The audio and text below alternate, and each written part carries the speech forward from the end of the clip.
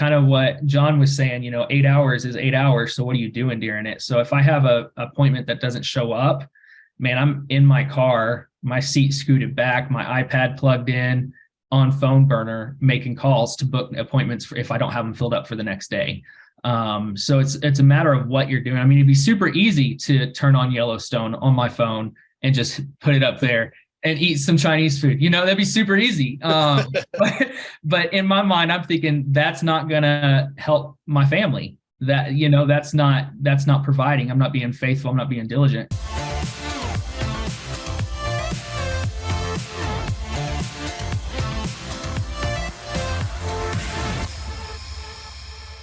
Thanks for joining us this week on the Elite Sales Podcast. I'm joined in studio this week by Yoel Aynalem, actually in front of the camera this time. What's up? What's up? Yeah.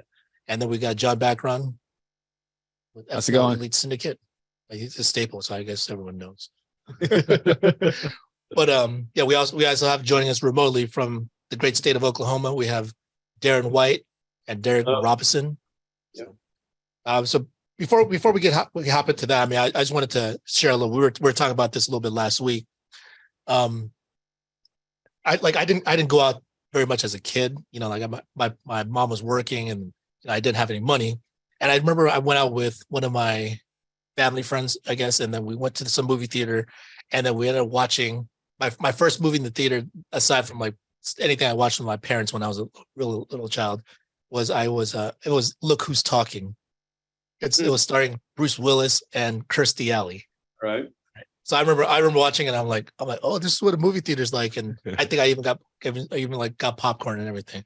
And I was just sitting there watching it. I'm like, man, this is kind of cool. And I'm watching it. I'm like, Kirstie Alley. And I'm like, oh, she's kind of an attractive older lady, right? She just passed recently. Yes, and that's the thing. Like, I mean, it doesn't seem like that far back.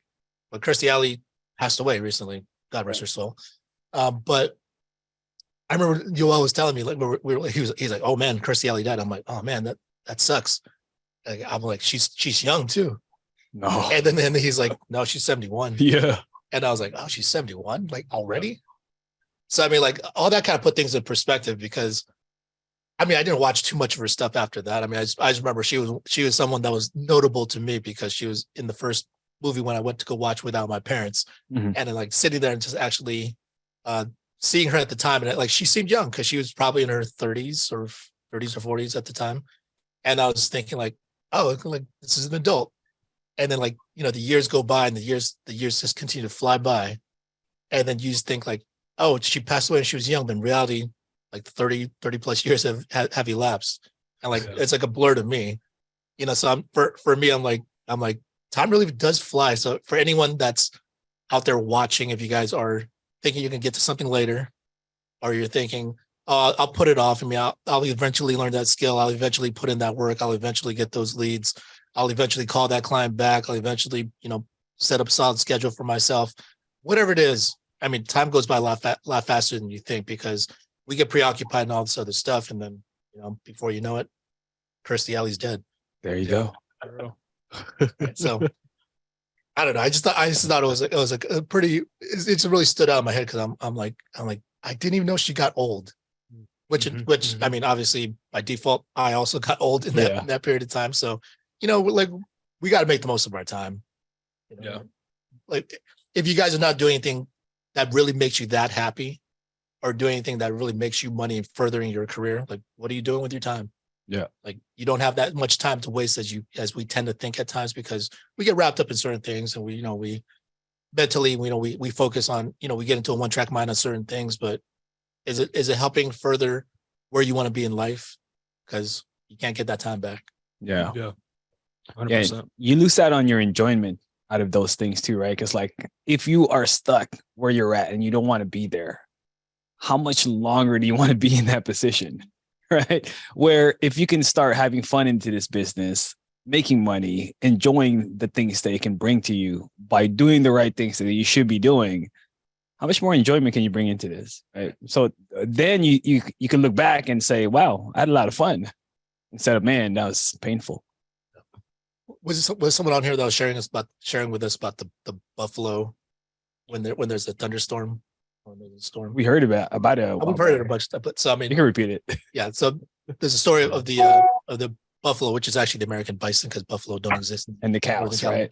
Northern America. Yeah. But so they say in the Rockies, and Rockies right before the Great Plains, when there's a thunderstorm, they actually run towards it rather than run away from it. Like cattle, the cows run away. They try to run away from it.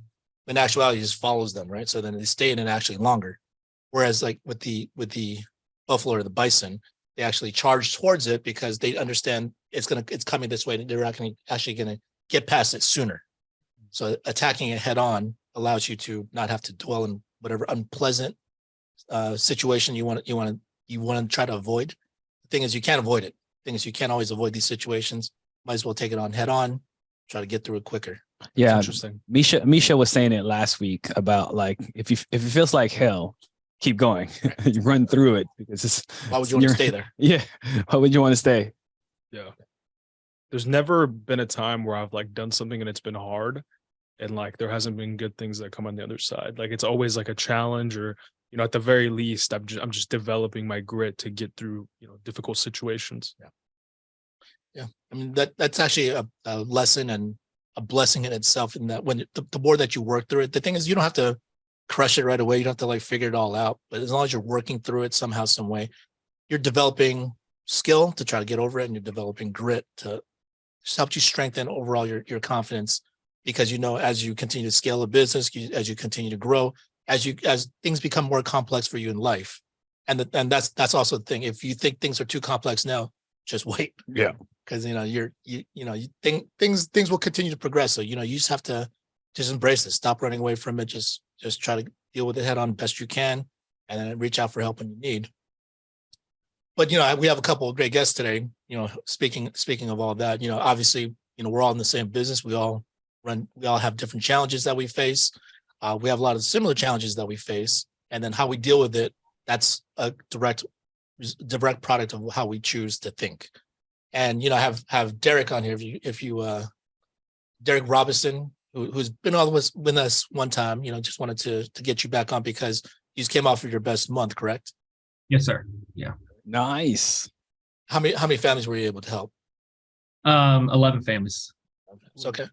Now, Darren was telling me who you work. Darren's your upline who you work with. He was telling me that you've done mostly CRM leads and you tried different things. Yeah. So for me, one, I just want to say, like, you hear all these, you going through the numbers, 17, 18, 19 families helped, 30 something families helped. Trisha's killing us all. But I think it's the important thing is, and I'll get to that. I'm sorry. When you first get started, it's very easy to get discouraged by that. Yeah. It's super helpful because in my mind, I'm like, well, they're doing it, so I can do it. But at the same time, it's like, well, they're doing it and I'm not doing it. So it can be super easy to get discouraged. I don't know if anyone's new on here, but, and I know you've heard this, but don't measure where someone's at compared to where you are at today, because you don't know what they went through to get there. So for me, when I jumped on, I was just CRM leads, and that's really all I've worked. Yeah, I've worked a few, I've done happy agents and stuff like that, and just kind of figuring out what works for me. And the CRM leads are kind of my sweet spot. Mortgage protection is, I'm kind of branching out into that. But usually the 1 month old, and even the other day, Darren, texted me a code for 70% off 3-month leads.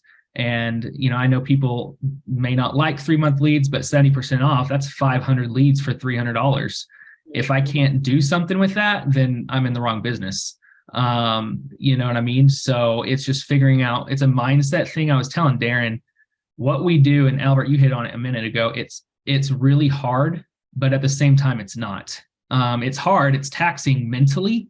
It's taxing because you got to sit down and make the calls, but doing the work it's easy work, So just figuring out what works for you and what doesn't work and where you're struggling, and just getting help with that. So yeah, the CRM leads are usually what I'm working, and sometimes they're great and sometimes they're not. And that's just what it is. The other day I had 11 appointments booked. I helped one family that day, one family out of 11 appointments. And that is not a day I want to brag about. You know what I mean? But those days don't happen very often. It's when I have those days, which when you're working CRM leads, you can have those days a lot. But when you have those days, it's looking at it going, okay, this isn't the normal. And let's look like it's worked in the past, so it's going to work again. I just got to keep putting in the work to do it. So I can't ride that low and I can't ride that high. I just got to, stay steady. Right. Yeah. Well, you served in the military, right, Derrick? No, sir. No, I thought you did. You got the build for it. But so the things, I mean, you kind of touched on it. We sometimes we think things are difficult, but in reality, it's not. It's just that we're not really conditioned for it yet. Because I remember my first day in the field. I think we went out for 8 hours or something. First day ever in the insurance field. Went out for 8 hours, and I remember the first couple of hours, I was kind of like, we still got 6 hours to go. And then as the day kept going on, I just kept thinking oh, I'm so tired already. I'm hungry. I'm how would I get by? I said, by the time the end of the first day was over, and I didn't really do anything. I just went to go observe. Right. I went out with my manager, watched her do everything. And for me, I'm just I don't know if I can do this. But, but it's 8 hours. Think about how what we spend 8 hours a day on, for people that are on social media, people that are in front of their computers, people that watch TV. You're watching a Yellowstone marathon or something, whatever you're doing. Sometimes people take so much time, but the thing is, we just haven't conditioned our minds for that. So after that first day, I was I was really tired. And then second day got a little bit easier. Third day, and I'm after a while, I was it's nothing. Yeah. Right. I think it just comes down to you paying attention to how much time is lapsing versus what you're actually doing. Because at the end of the day now, if you just go through the motion, sometimes the day finishes in 8-10 hours if you're busy, right? If you're not busy enough, what's happening is you're thinking too much because you're not busy enough. Right. And now you're dragging your feet on a lot of things. Or you're wasting so much time fighting that rather than just accepting it for what it is. And the thing is, I think you touched on it earlier too. You said certain people don't like certain leads or whatever. No one said you have to like anything. If you have to do it for your business, you just have to do it. I used to work in construction, and there's a great group of guys that I worked with, and there's multiple ways to do a hard, mentally intensive job. It's you can either have a mindset of being sad, and there'd be dopey guys that are hitting their vape pen every 3 seconds and just complaining about everything and whining. And then there was me and a couple of the homies there, Chicho was one of his name actually. And we would just joke around with it. We'd be doing the work, but we just give each other crap and crack jokes. And we made the best out of the situation. We were doing the same job as that other person, but we decided to have fun with it and not cave to the tempting mentality that, oh, this sucks, woe is me type of mentality. So a lot of it is mindset. Actually, I have a question for you. When you first kind of were in your early, your start and kind of getting through that hump, what was kind of that watershed moment where you're okay, I can actually do this. I kind of believe in myself a little bit more. Yeah. And I would say I'm still there. I mean, I'm only, 5-6 months in. So there's still a ton to learn and to grow in. For me, it just comes down to a mindset, and it wasn't a matter of if I'm going to do it. It's a matter of I'm going to do it because I jumped headfirst in. Most people want to ease and I'm not saying that's not for everybody, and that's okay. That was just the situation that I was in. We moved and it was going to work for me. And that's it, no matter what, because this is what I chose to do. And that's just kind of my personality. I'm very driven to the point where it drives my wife crazy sometimes because I'm she's looking at me going, this isn't working. I'm no, it's going to work, and I've already made it up in my mind that I could do it. But I think something that's really important is nothing's new under the sun, and everything we say here, and you guys know this, it's all, you can find training and everything. But something when I first got started, I kept hearing, oh, well, if you're just in it about the money, you're not going to do it. It's not going to be, that's all it's ever going to be for you. And, you're not going to help people. And when you first get started, it's really hard not to be in it for that, because you see that first Americo payday come through and you're oh man, this is good.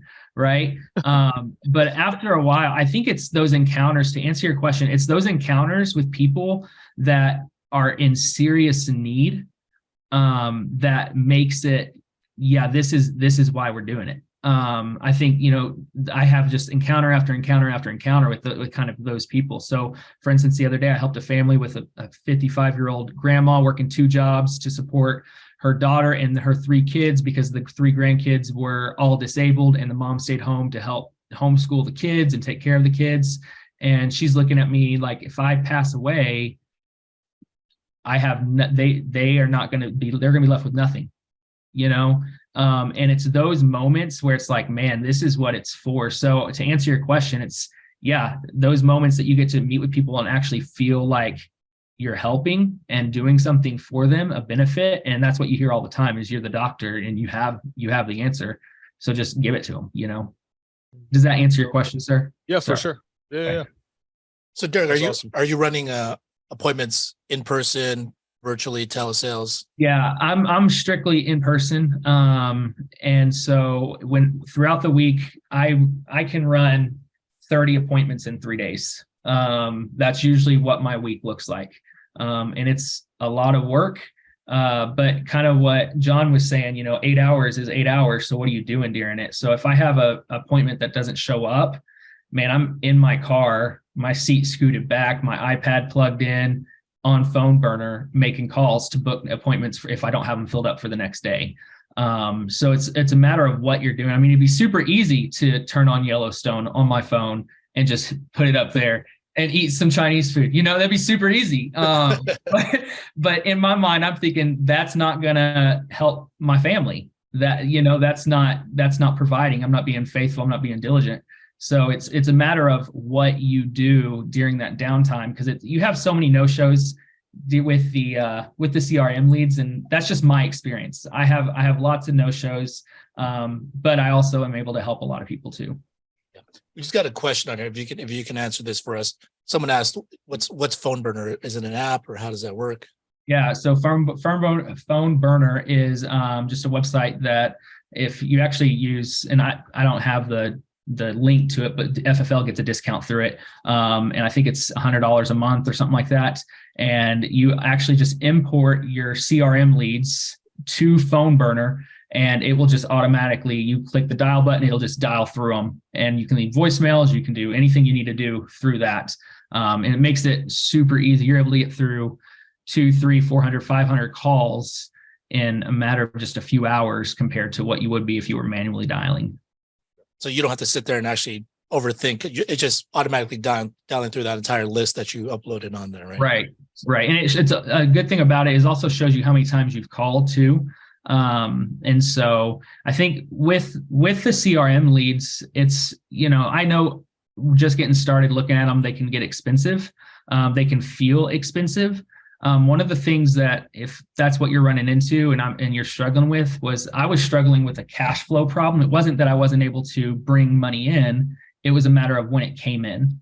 And so my business account was running low. So what I did was I went ahead and got, not saying don't do this if you aren't smart with money, but I went ahead and got a credit card. And the only thing that goes on there are my leads. And I just pay it off at the end of every month. And that helps with my cash flow problem. So if that's something you're struggling with, because you do have to buy a lot of CRM leads to work them. When I sit down to on a dial day, I have anywhere between 100 to 200 new leads that I'm working through. And now they aren't always new. Some of them are like, I've only dialed through this list one time, so I'm going to dial through it again and I'm adding some more into it. But it's not just like I can go online, buy 20 leads and go, oh, they didn't work. Well, today sucked, and then go sit down and do nothing. Yep. No, you got to keep dialing. Yeah. And just real quick for Lisa's question, if you want to go on and get the discount, the website is phoneburneragency.com. So that's phoneburneragency.com. Samuel, type that in a chance. But yeah, thanks for sharing a little bit about that. And yeah, I think Phone Burner is a great tool for people that sit there and overthink, because a lot of times people like sit and like analyze their lead, make up this whole narrative about if this client's mean, or if they never picked up before. And, you start overthinking, then you're not actually sitting there dialing. With Phone Burner, it just keeps calling through. It removes the emotion out of it. And then if someone picks up, then it picks up for you, right? Yeah. So what's your schedule look like, since you're running appointments in the field? What's your schedule for the week look like? Yeah. Mondays and Thursdays are my dial days. So Mondays starting at 8, I'm dialing.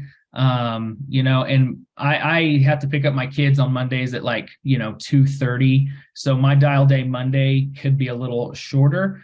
But as soon as my wife gets home, I'm like, hey, my appointments aren't booked, so I'm going to the room. You got the kids.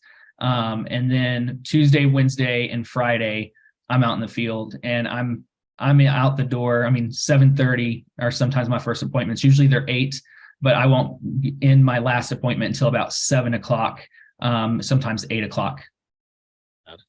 Okay. And then do you work weekends or time off for the kids? Yeah, I don't work weekends right now. I will for the next 2 weekends. I'm working because the kids have Christmas break and my wife doesn't have a flexible job, so that I'm at home. So it's kind of that give and take where I told her, hey, I'll stay home, but I'm working Saturdays the next 2 weekends to make up for that. And I think it's important to look and go what's coming up, because Christmas is coming up. You guys have hit it. Thanksgiving came up. And because, last month was a good month for me, I was able to put money back and be able to take some time off. And when I take time off at Christmas, it's not going to hurt me because the money's already there and I'm not worried about it. And so it planning ahead really helps with that. Yeah, it's good to hear. Yeah, well, I think that's really telling, that type of response, because as you said earlier, when you decided to come join this business, you said it has to work. It's going to work. You decided to do this, because the thing is, if for the average person, yeah, if their kids have the winter break off and then they got to stay home with them, most people would just be like, oh, can't work. Right. Instead, you're looking at it from an objective standpoint, like either way, I need to get it done. And if I can't do it on my normal days, then I got to figure out how to make this thing work on the weekends, because the bills don't stop during that time when your kids have winter break, right? No, they don't. So I think now that you've been in the business for a while now, as a brand new agent, you hit it on the point where there's that small disbelief, right? Or discouragement where you don't feel like it's going to work yet. In your situation now, it's guaranteed. You know what to do. You know how to make it happen. So question for you then, where do you see yourself in your business and where you can improve it, double it, triple it, 10x it? How do you look in your business now? Yeah. So right now I'm really trying to, I heard someone once say, I'd rather work smarter, not harder. And I'm like, why not do both? Work smart and hard. And it might've been on here. I can't remember where it was. It was me. It was you? Yeah. No, I'm teasing. No.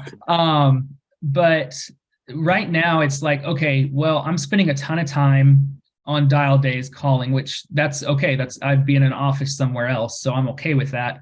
But then I'm spending a lot of time driving and a lot of gas driving. So I'm looking at it going, what can I do now to kind of get rid of some of that dial time and free me up for more appointments, as well as give me some leeway on not spending as much money every month on gas and, everything else. So I'm looking to start investing in some different leads. And I think Darren's going to talk about that here in a little bit, kind of what's worked for him.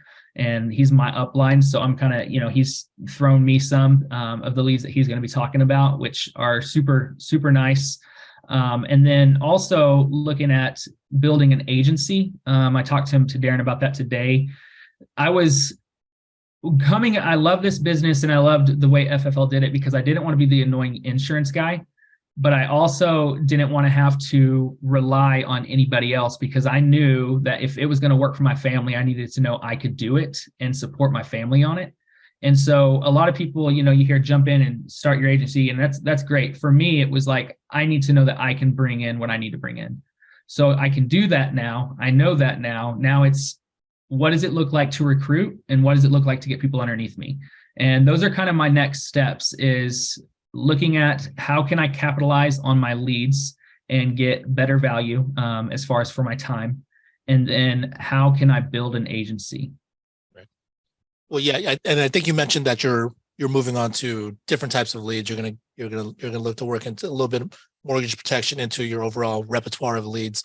So for the people that say that CRM leads don't work, since that's exclusively what you've been working up until now, what do you have to say to those people that say CRM leads don't work, or that people don't pick up, they didn't fill it out? So I'm a pretty blunt guy, so I'm gonna be blunt. It's not the CRM leads that don't work, it's you that don't work. You're not working them. And now hear me when I say this. You're gonna get CRM leads that the birthday is wrong. You're gonna get CRM leads that the address is wrong. And so when you tell it to them, they're gonna be like, no, that's wrong. Some people will hear that and go, oh, well, I must have got the wrong number. Okay, bye. I'll skip over that. If I say your birthday wrong, I'm like, oh, okay, well, sometimes it gets mixed up, or I just say, okay, well, your address is here. And they're like, okay, yeah. And I go right into it and just finish booking the appointment. The CRM leads are what they are. They're CRM leads, and you have to know that. There's going to be wrong numbers. There's going to be people that cuss you out as soon as you pick up the phone. And usually I yell back at them to get them to calm down, and they do. I'm like, you don't know me, don't yell at me. But it's just one of those things where they work. You have to buy enough of them to work, and you have to work them. After you're done calling them through, my process is I will usually call through once and leave a voicemail. And you can do this on phone burner. You can record a pre-recorded voicemail and just hit voicemail drop. So I just say, hey, this is Derrick Robison. My office has been trying to reach you for a while. Please return our call when you can, or please return our call immediately, or something like that. And then after I do that, some people will call me back, some won't. I'll triple dial after that. So if I have 200 leads, by this point, if I started at 8 o'clock, usually around noon or 1 o'clock, I'm done, and I can go back and start at the top of that list again and work my way down. So I called them at 8, I'm calling them at noon, and this time I'm triple dialing them. And then I'm leaving a personal voicemail where it takes a little more time because I can't put their name in a pre-recorded voicemail. So I'll say, hey, Albert, this is Derrick. Man, I'm sorry to call you 3 times in a row, but my office has been trying to reach you for a while. And honestly, I just don't know how else to do it. Give me a return call when you get this. And then they're usually calling me back. And so it takes a lot of work, but I mean, you can definitely be successful just on CRM leads. It just is a matter of mindset. Is it going to work for you? Well, are you going to make it work? Right. I got another question. So for your process now, and you've been doing it for 6 months now, what would you say that what you do to build your agency, and what would you relate to a new agent here listening, or your future agents? What would you say would be a non-negotiable based on your systems that you're doing right now that you got to do? Yeah, you have to. We say it all the time, you have to dial. Sit your butt down and dial. Like, just if it's, oh, my back's hurting, well, get a comfortable chair. Go buy a chair. Find a spot that works for you and sit down and make yourself dial. If it's a cash flow problem like I was having, get a credit card with a reward system where you actually earn money back, and that will pay for leads in the future. Now, if you do struggle with money and you struggle with credit cards, don't do that, but figure out something that works for you. Don't say, well, Derrick said, and then be calling me. I didn't get you in debt. He'll yell back at you, by the way. I will yell back at you. But yeah, you have to dial. And if it's your dial day, now I say that, and there are going to be days where, like, man, my day was screwed up today. It's a dial day for me, and I did not get to dial as much as I wanted. I already had some appointments booked, but I was, we're buying a house, so I had to go do some stuff for that this morning. I had to go get some other stuff done. And so you're going to have days that are messed up, but tomorrow, what I'm going to be doing, if I have any no-shows, is I'm going to be calling for Saturday, and getting those ready. And so you have to be on the phone. If we could role play real quick, just because, you kind of went over the CRM leads.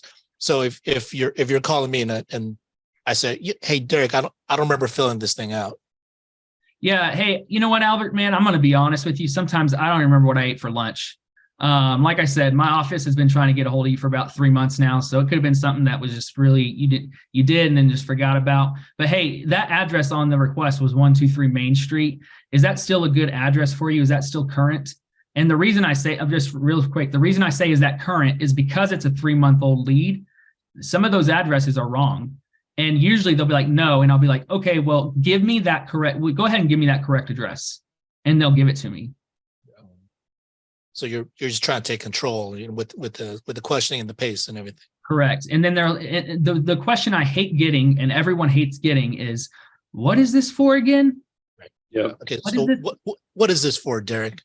Well, like I said, I'm an underwriter and my office received a request that was for that state regulated death benefit. Hey, Albert, your email on here is albert12@yahoo.com. Is that still a good email address? Yes. I like that. Perfect. Hey, I have an availability in the morning or the afternoon. Which one works best for you? In the afternoon. Perfect. Okay. Hey, I'm going to be there at 4:00 tomorrow. Okay. Now I'm going to drive a blue Honda CRV and I'm a short, stocky white guy with glasses. So when you see me walk up to your door, don't pull a gun out on me or hit me with a baseball bat. Okay. Right. Now, what if people say, I was filling out for something else? Like, I didn't know this about life insurance. Yeah, and you're going to get those. And some of those people, man, sometimes I can turn it around and sometimes they're like, no, I'm not interested. And that's just the way it is. Mhm. You hear people, if I get that, I'm like, oh, well, that's strange. So you already have something in place then, right? And they'll be like, well, no. And I'll be like, well, perfect. That's why I'm calling. Right. Yeah. So and sometimes they're not interested because you suck on the phone. You know Yeah. what I'm saying? That does happen. Yeah. No, I've had a guy tell me, hey, you know what? I'm actually no longer interested because I don't like the way you're talking to me. And I was like, Part of the game. I respect that because I'm a very blunt person. So I appreciate honesty. And so when he said that, I was like, oh man, I'm so sorry if I offended you. Can I ask you what I did? And he goes, well, it's just your tone. And I was like, okay, what about my tone? He goes, I think I've given you enough feedback. Goodbye. And that was it. And you're going to have those. And I think it's important and it's hard when you're a new agent. And I'm sorry, I don't want to take up, I'm taking up like 30 minutes talking. Dude. I'm sorry. But I think it's important that when you're a new agent and you get told no, man, you got to be like a duck and let the water roll off your back. Just move on to the next one and just don't come up with this thing in your head. Like you were saying, oh, they're not going to answer or they're not going to. No, do it. And you'll have days where you don't want to dial. Well, you know what? You got to make yourself and you got to get yourself in that attitude to dial. Or Trisha, just go door knock, as she always says. Yeah, it's really important to not feel defeated or accepting that defeat as soon as you get that first rejection, right? Because like that's the number one hurdle you need to get over. It's not going to be about the clients. It's not going to be too much of what you said. It could be, but it's about how you react to it, and how you can reflect that back to the client, make something out of nothing, have a good rebuttal, but you just got to fight instead of just saying, oh, you don't want this. Okay, bye. Right. And I think it's important that, you'll have people that answer the phone and that are angry with you and that will, whatever. And it's really just like, oh, well, hey, you know what? I'm sorry, man. If I guess you didn't fill this out, which could mean someone might be trying to file for benefits in your name. And then that stops them. They're like, what? Wait, what is this again? Right. And I'm like, oh yeah, and that stops them in their tracks. And I'm like, let me come out and show you. So. Yeah. Well, really sound advice. So before we let you go, for any struggling agents out there, what advice would you give to them? Yeah. I always think even now when I have days like last Monday, where I helped one family out of 11, and some of those were no shows, but whatever. I'm looking at everybody else and if everyone else is doing it, I can do it. It's just a matter of what do I need to change or if I need to change anything. So on those days where I have, horrible days, what did I do different? What was it? Did I do anything different on those days where I don't book the appointments? Well, I did the same thing I did last week. Maybe it was just an off day. And you have to keep track of those and don't let that one bad day discourage you. And just know, like, you have tons of resources. And there's always a way to do it. If you want it bad enough, we have this saying in my family is if you want it bad enough, you're going to figure out a way to do it.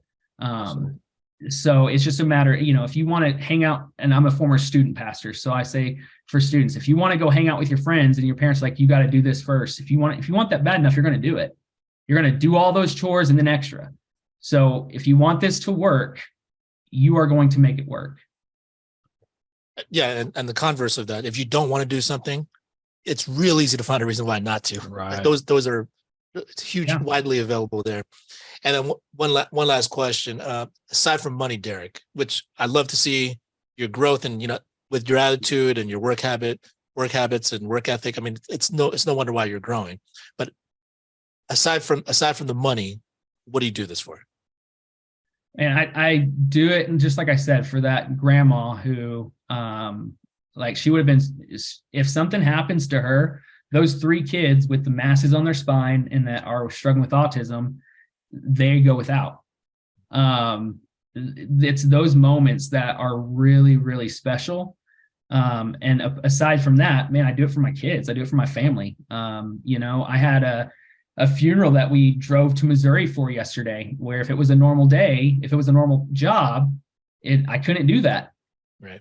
So you have to, there's downsides and upsides to everything. And yeah, I'm not where I want to be yet. My family isn't getting what I want them to get yet as far as income from me, but they will.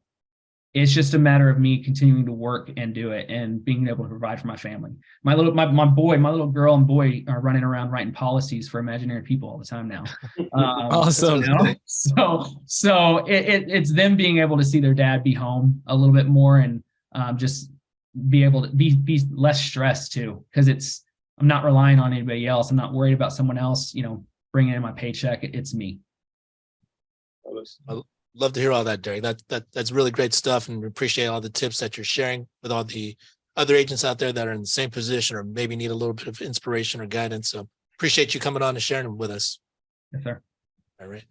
Now we're going to be talking to Darren White, who you guys have seen before. He also works with Derrick. So Darren, you there with us? Yeah, man. How are you guys? Doing great. Good.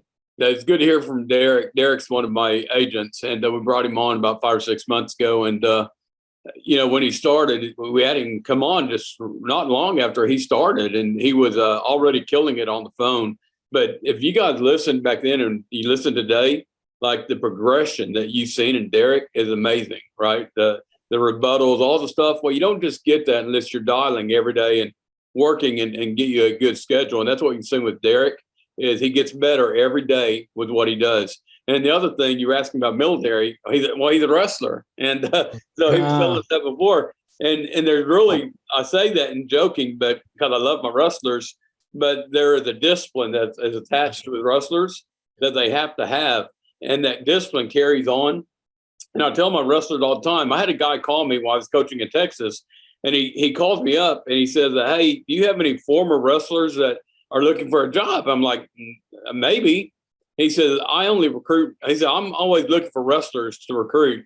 And he said, because they're the hardest workers. He's I wrestled in high school. And he said, they're the hardest workers and the most disciplined people. Because if you can go through high school and do all that, you're really disciplined. And I tell my wrestlers all the time, I say, man, people are looking for people just like you that has can handle a practice and get through it. And now I think about it, shoot, why not me recruit all the wrestlers, right? And get them in the there you go field. So I might have me a new way to look at this.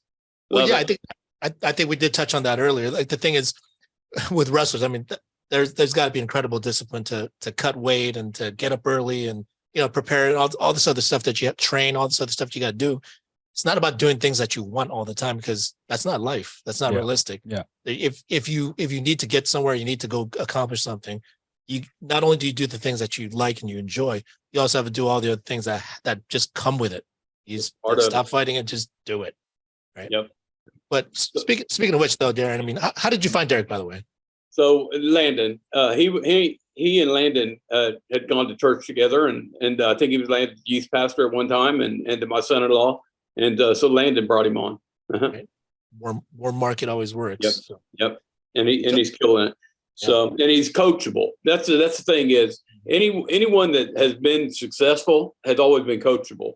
And I can take somebody that's coachable, but if they're not coachable, if they're rogue, watch out for them. I don't know. You gotta be coachable in this business. And Albert knows I reached out to you so many times at the beginning and continue to do so. Right, even as a leader, I go to you for mentorship on how to handle certain situations quite often. And you never stop. So when you quit learning, when you quit being coachable, you're probably done, so always looking. And I know you reach out to Jack and different ones. Yeah.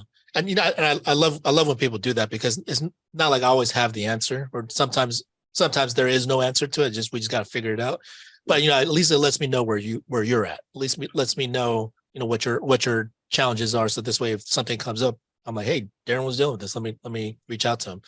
Yep. So, I mean, there's always that communication is always important. But speaking of doing really cool things for your team, you actually just got, you rented a spot down in Miami for National Convention coming up February 1st through the 4th. Yeah. If you guys haven't registered, FFLconvention.com, make sure you guys go on there and register. It's free to attend. Awesome event.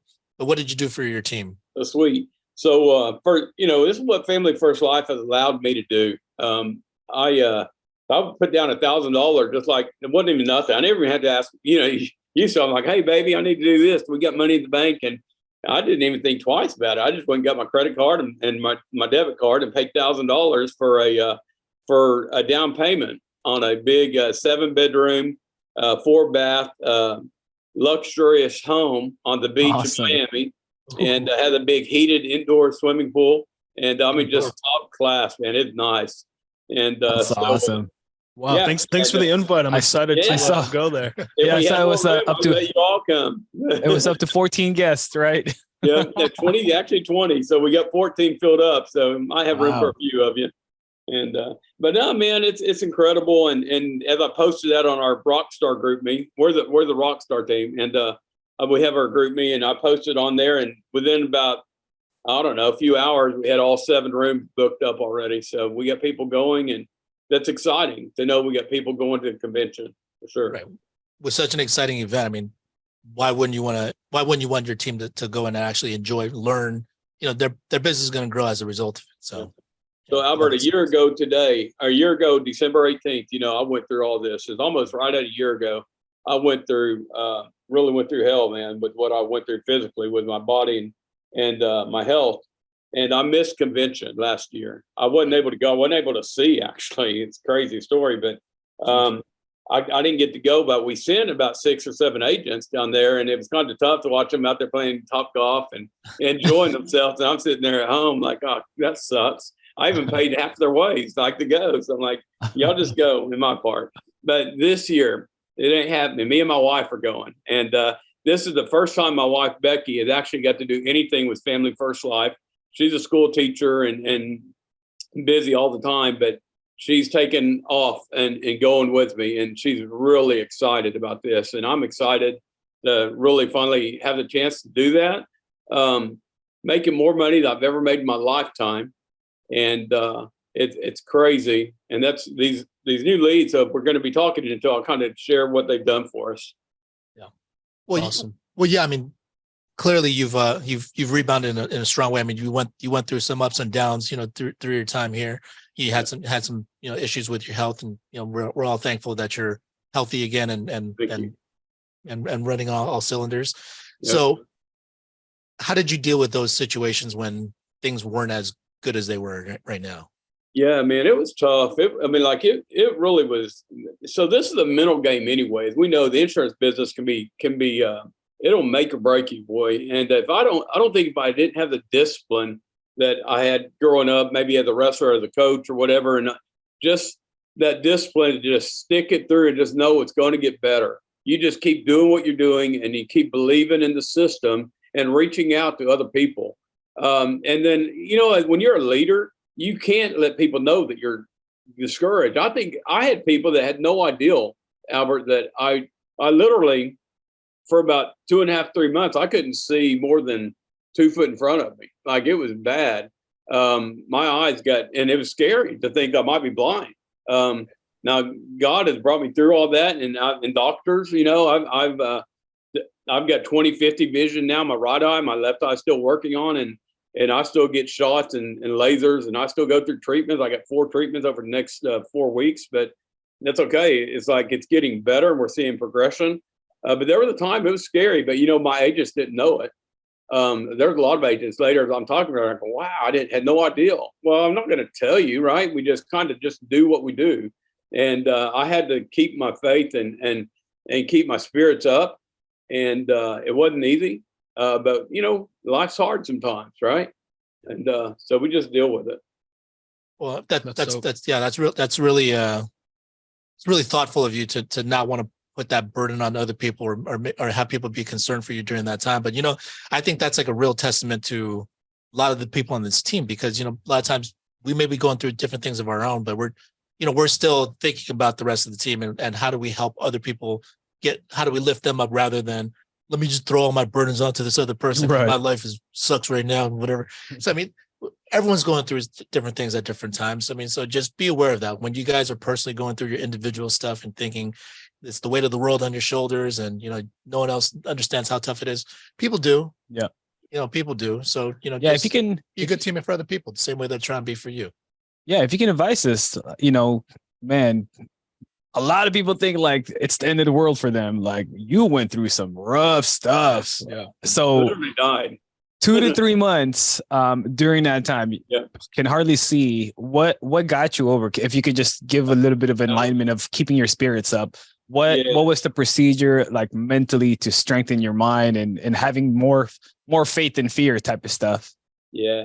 So I grew up preacher's son, and I had I grew up in church, right? So I had that background in faith in God, and I'm not here to preach to anybody because everyone's got to live their life. But I know personally that I know God allowed me to come through it, but I think that faith in Him and that faith knowing that I'm just doing the right thing. When you're in it for the right reasons and that he brought me through that one night. Literally, I had one night in the hospital where they said I died. They gave me chest compression. They told my wife, get her out of the room, call somebody, and God brought me through that. I'm like, if I can get through that, He's got a purpose for me.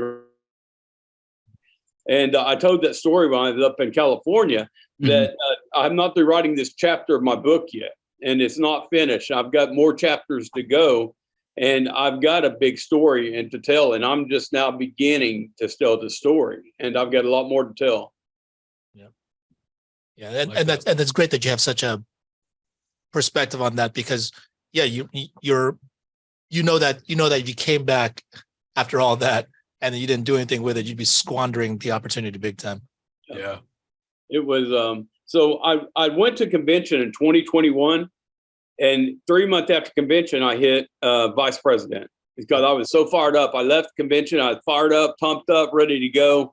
I hit senior sales manager and then vice president. And I was really going. About the time I hit vice president, we opened up our office, and Sean might come down to Seminole, Oklahoma. And then it was 1 month later, month and 18 days or 12 days, whenever this hit me, after Sean came. And then everything just went. So I had all that momentum going and being a vice president, man, just ready to get, hit the 300,000 mark. And all of a sudden, boom, they hit me. And I'll be honest with you, when I kind of quit, notice my team quits a little bit. And when I'm not pushing them and I wasn't able to for a long time. And I seen that slip, it went down for a little bit. But once I was able to get back in the groove and start calling them and start having leader meetings and with Trish and Helen and Alicia later on, and I found my leaders and we started working, I began to see it go up again, and they just had to stay positive through it. So, right. Yeah. So it would have been really easy to just give up during that time because, like you feel sorry for yourself, but you got bigger calling. So I'm glad you're doing it. So speaking of doing bigger things, you've transitioned into additional leads, and so tell us a little bit how all that's worked, because your numbers have been great recently. Yeah, incredible, best I've ever done, and I've done this for 4 years now in the insurance business, and I've never done anything quite like this. And so I reached out. I was struggling with the CRM leads, and well, for one, obviously, not that I didn't want to work. I had a hard time working, seeing my screen on, or to pull up the leads, and I couldn't see they're so small sprint. And I'm like, man, I'm going to struggle making all these dials. So I had to make something work for me. And so I talked to one of the top producers in FFL. He does every month, and he and I talked, and anyway, he actually spent about 3 days in my house, and it worked out perfect. I just picked his brain, right? And I said, man, what are you doing and what's your team doing? And he said, well, he said, personally, I work these leads. And so he told me what he's doing. So when he left, I called Albert, and Albert probably thought I was crazy, but I said, Albert, I'm going to lock out the whole state of Oklahoma. And I know you and Jack are like, oh, wait, what? You're going to do what? And I said, I'm going to lock out the whole state of Oklahoma. I want to work mortgage protection, and I'm going to start working these leads. Well, they're buy per lead campaign. And what that means is I spend anywhere from $73 to $80 on a lead, on one of these leads. But here's the deal. At some point, you got to believe in yourself, right? And believe in what you're doing. I would not have done that, Albert, 4 years ago, 2 years ago. I wouldn't have done it. I kind of did it out of necessity because I needed quality, because I wasn't able to handle the quantity with my health and stuff, with my eyesight. So I needed something that I can really focus on. And that's what I did. So let me just tell you what I did is I pulled off the last 14 leads. This is 3 weeks worth of leads. So I got in terms of number of families. Yeah. Okay. So I will. I'll do this. So 14, but in leads, in terms of leads, I pulled out 14 leads, and this is 3 weeks worth of leads. So literally, you heard Derrick talking about 200 leads a week or whatever he's going through. In 3 weeks, I got 14 leads. So I didn't get a bunch. It's not that I had a ton of leads, but it was just what I could do. As you guys know, I took on a coaching job again, just coaching junior high in the morning. So my schedule looks like this: at 7:30 to 9, I'm coaching junior high. From 9 till 2:30, I'm working insurance. 2:30 to 4, I'm coaching high school, and then I do insurance in the evenings. And a couple of nights a week, I'll run Little League practice. But so I still help with wrestling, and but more out of necessity, but because I needed to coach. But Family First Life has allowed me to go back and do the things I love. I couldn't have done that before. I had to quit coaching in order to work Family First Life to make money, to get where I wanted to do and to grow my business. But now my business is taking care of itself, and I make enough money now that I can go back and still give back to the community, help coach, and get to do what I love to do. So I'm doing that. So anyway, so in the last 3 weeks, I got 5 leads a week. And you can do the math on 5 leads a week. I'm going to tell you the number on that because it's $1,000 for those 5 leads or 15 leads. I spent $1,050 on 15 leads. So not cheap. Yeah. I mean, in retrospect, the way I look at it, it's incredible. So out of those 15 leads, crazy the way this thing works. But we sold 8 of the 14. Leads were sold. So that means there were 6 of them that either did not get sold or they just hadn't been resolved yet. And so 8 out of 14 got sold. Of the 8 out of 14 that got sold, we wrote 13. We wrote 13 appointment applications. So sometimes you write multiple in a home. And so we wrote 13. So out of 14 leads, I wrote 13 applications of those. And of that, we helped 12 and a half families. So out of those 14 leads, we helped 12 and a half families. The lead, this is what I project there. I figured out the profit per lead. So on the 14 leads that I got in, were just a little bit shy, maybe an arm shy of one family per lead. So if you can do the math on it, that's about, we're almost helping a family per lead. So, we kind of figured up. And then we're helping about a family and a half per sold lead. So our sort of the leads that they're actually the family bought. So it's been real successful. When I even broke it down, we did a training the other day, and I kind of broke down the leads, how they worked. And they're anywhere from 20 years old to 75 years old.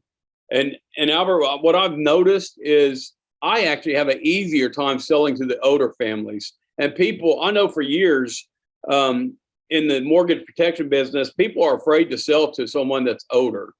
because they can't get them a lot of times you can't get them a term policy. Right. Well, literally, I just got off the phone today. I sent a post on there. A lady, 68 years old. I had been calling her for 3 weeks. She was one of these 14 leads. I'm going to tell you 7 out of 14, but she called me about an hour before we got on, and I sold her a policy. It's a month, or I mean, AP. Her 12. Anyway, we good. A family and a leg, and so anyway, just for that. But the lady calls me up, and so what happened is I'd been calling her for 3 weeks, and I'd call her about every 3 or 4 days. I'd leave a message. She never calls me back. I sent her a text message, never nothing. So this morning, I had a little bit of time, so I call her again, and I just said this. I said, her name was Olita, I believe it was Olita. Olita, this is Darren with mortgage. I didn't even say with mortgage protection because I've tried that before. This time I just said, "Hey, Olita, this is Darren calling about your mortgage," and that's it. That's all I said, right? Because I'm like the other one wasn't working, so I thought I've got to try something different. So, hey, this is Darren calling about your mortgage. You have with Rocket Finance and Rocket Mortgage. Please give me a call back, and left my number. Hey, guess what? She calls back today, and she said, "Now, what is this again?" I said, "It's a mortgage protection. You filled out a card, and you filled out a card, asked for someone to give you some information on how to pay the house off if you died, or it's going to make payments for you." And she said, "Yeah, I remember filling that card out." She said, "I actually had a guy call me about 2 weeks ago, and he took all my information, and he said that he said he was going to submit an application and he'd get back with me." She said that he's never called me back. She said, I think maybe some stuff I told him I wasn't insurable. So he was afraid to let me know. And I said, "Listen," I told her who I was. I said, "Listen, I've got a bunch of agents working in all kinds of states." I said, I'm kind of run Oklahoma here. I said, "I will drive there if you want me to and visit with you." But I said, "I promise you one thing. I'm not going to do that to you. I will get you coverage." I said, "We had a person just the other day that had stage 4 cancer, and we got them coverage." I said, "We will cover anybody." And I said, "We'll not do that to you." And she said, "You're not just saying that." And I said, "Absolutely not. I promise you, I'll give you my word. I'm not going to hang up this phone today until we get you some coverage." And she said, "You don't know how much that means to me." And I said, "Well, that's going forward. You're going to put my phone number in your phone.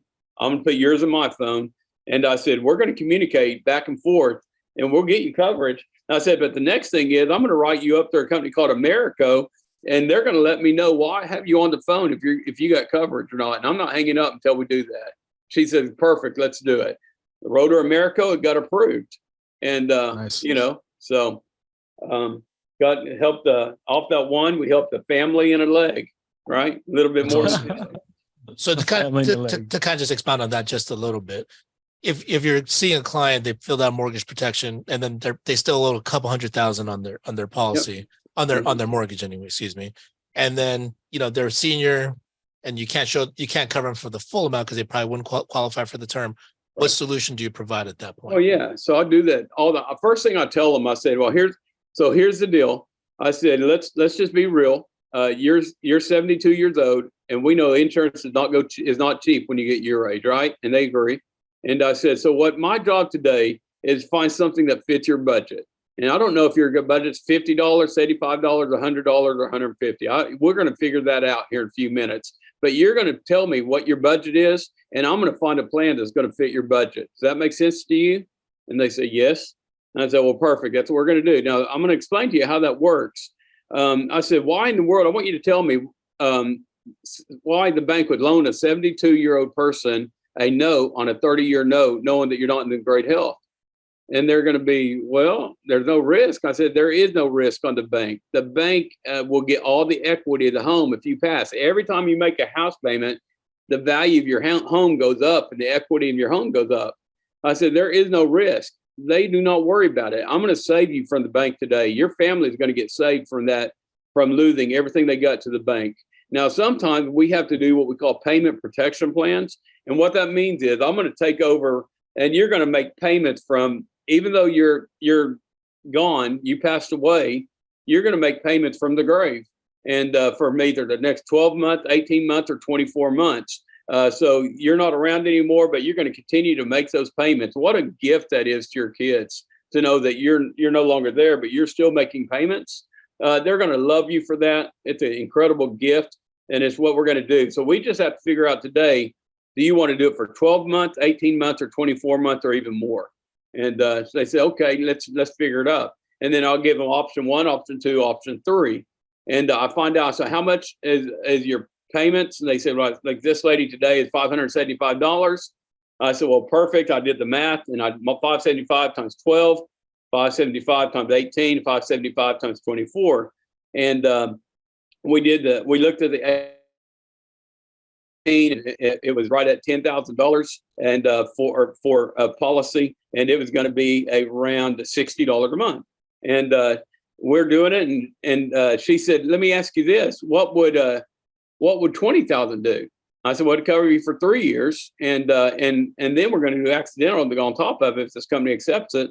And she said, let's do 20 then, and it wound up being $97 a month.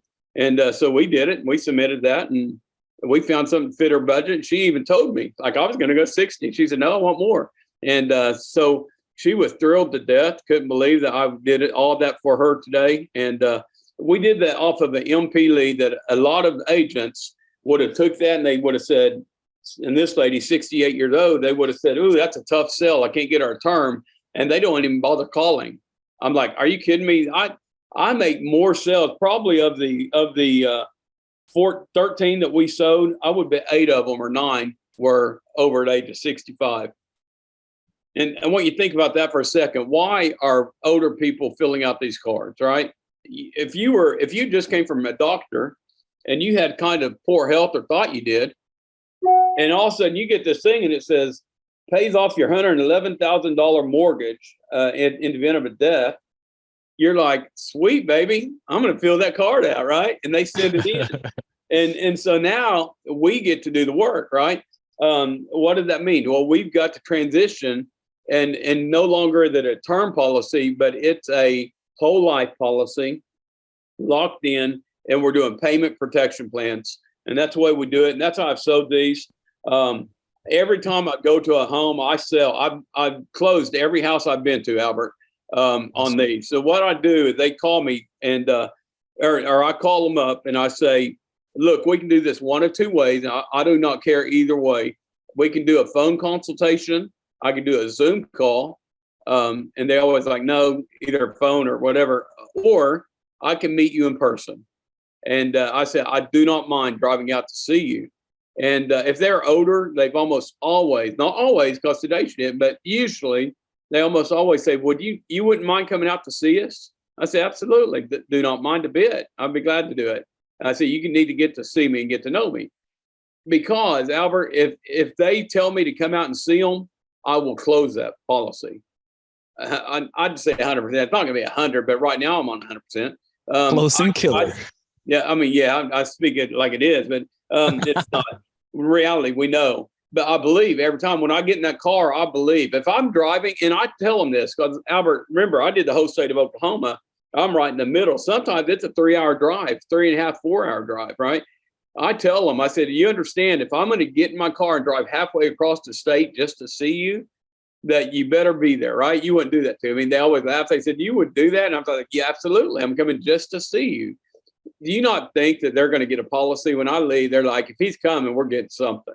They appreciate the fact that you did that for them. Yep. And so when I get there, I just explain to them how these policies work, what you're qualified for. You qualify for a payment protection plan, which is incredible. And I build the value up. Now, all we got to do is get you qualified. And when I get there, we sell them. The other day, I did one, the Hold My Beer one. So, we sold the policy. If you guys read my group, it's pretty funny, I thought. But anyway, my wife don't think I'm so funny. But anyway, she didn't get it. She said, what do you mean hold your beer? You're not drinking, are you? And I'm like, baby, don't worry about it. Anyway, so I'm really not. But so I wrote the policy on the 78-year-old man. And we got him America approved right on the spot. Incredible. The $120 policy.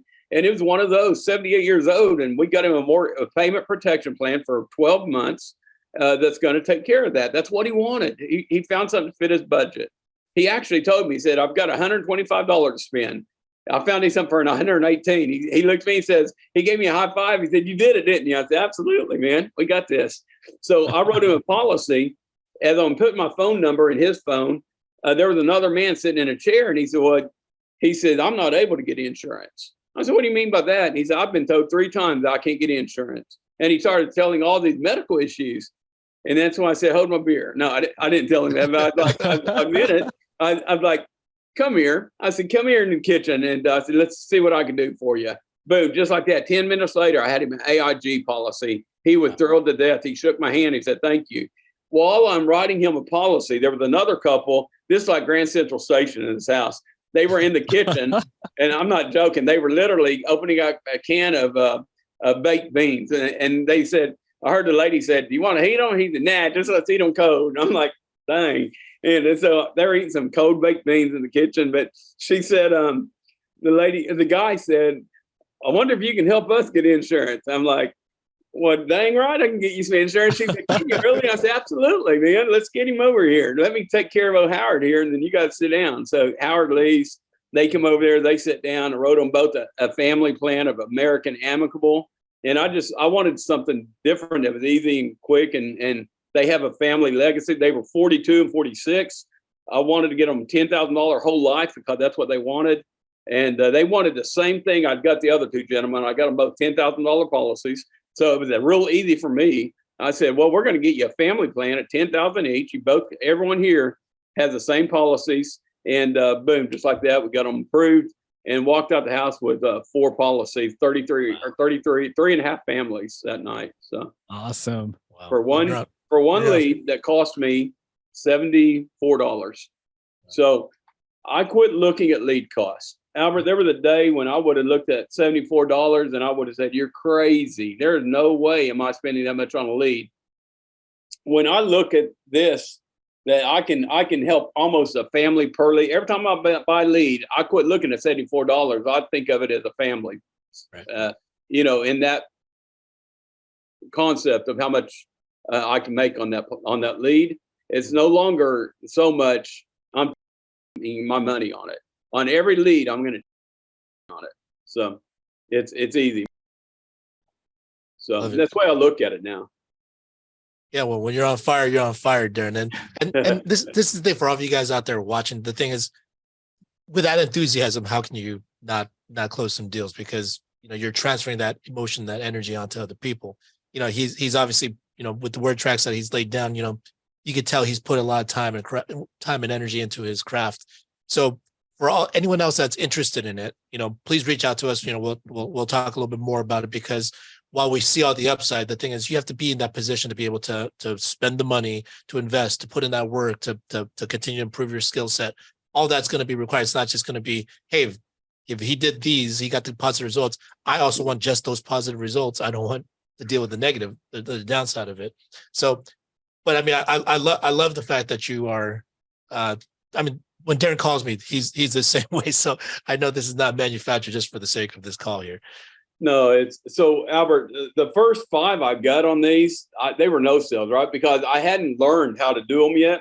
Were they painful when you didn't sell them? Oh, it was, you aren't kidding, brother. It's $80 a lead and, or 75, depending on which lead vendor I'm using.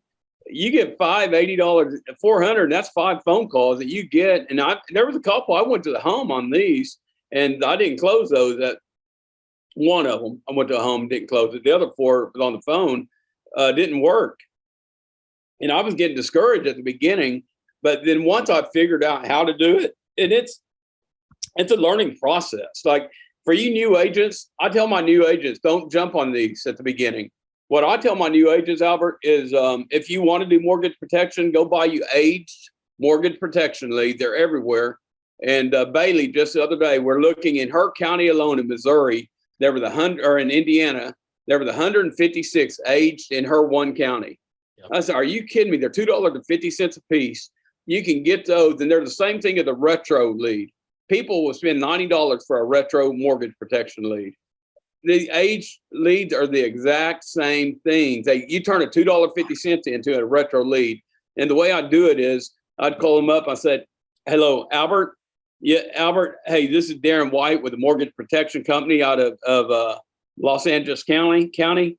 And listen, your information came across my desk today, marked as a review or flagged as a review. And what that means is you had purchased a home back about 5 years ago, and either you did not take out the mortgage protection plan, or maybe you did, but you haven't taken advantage of all the new options that's available to you today. And I just need to know which one of those two is it for you.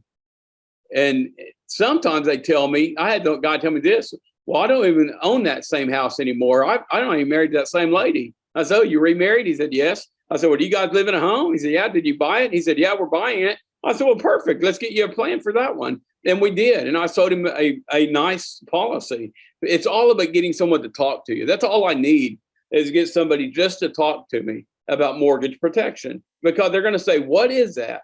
Right. And I'm going to say, well, it's a type of thing that pays off your house if you were to pass away. So leave your family protected, where they're not going to be stuck with a big house payment. And we'll take care of that. But I've got one better for you. I've got a plan in place that I call it a savings plan.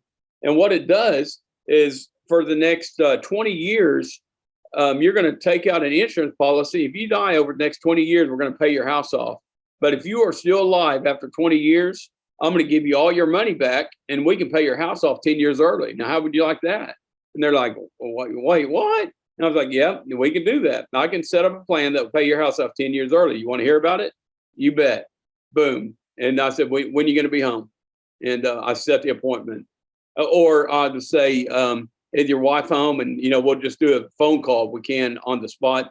But those are age mortgage protection leads right there. You get them for $2.50. That's not going to break anybody.